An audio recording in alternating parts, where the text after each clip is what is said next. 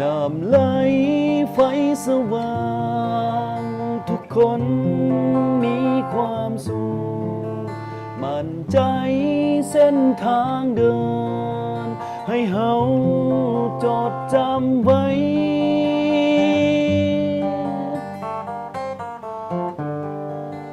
วันนี้หูแล้วว่าธรรมศาสตร์หมอเป็นใจเหตุให้พี่น้องสาวใต้สาวสนามไซบ่เป็นสุขน้ำไหลสู่ม่านเฮือนหลายคนนอนบ่ตื่นน้ำทื้นที่แสนมืดมินไหลไปตามน้ำสีแดงขอบคุณครับพี่น้องไทยแลนด์ส่งแห่งใจให้การช่วยเหลือสินกาเมินคนบ้านเวียดนามสามัคคีคือมิตรภาพพิเศษขอเสียเพื่อนรัฐศาสตร์หนึ่งแล้วหนึ่งเส้นทางสายไหมขอแทนคิววิริมาจากนานาศา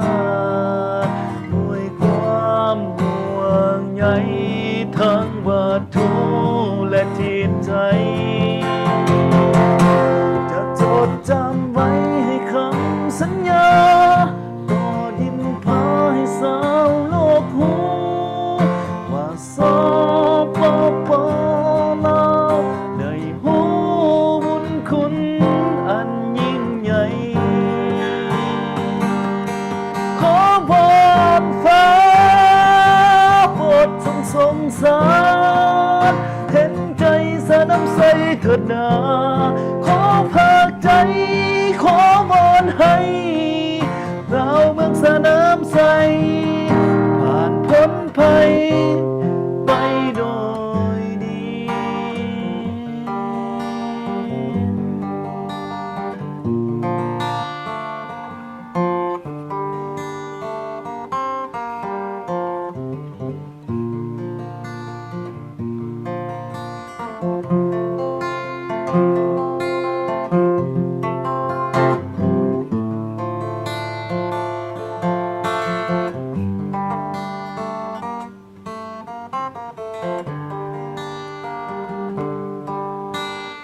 ไหล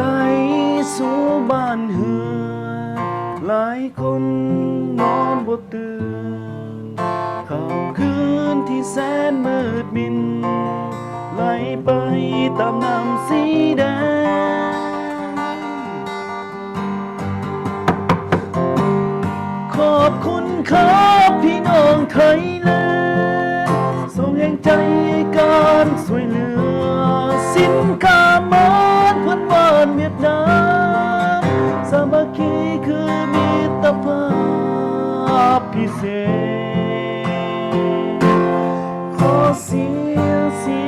ยเพื่อนมิตรศาสตร์หนึ่งแล้วหนึ่งเส้นทางสายไหมขอแทนคิววิริมาจากนานาศาสตร์ด้วยความห่วงใยทั้งวัตถุและจิตใจ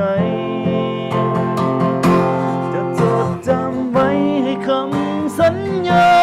ต่อดินฟ้าให้สาวโลกหูว่า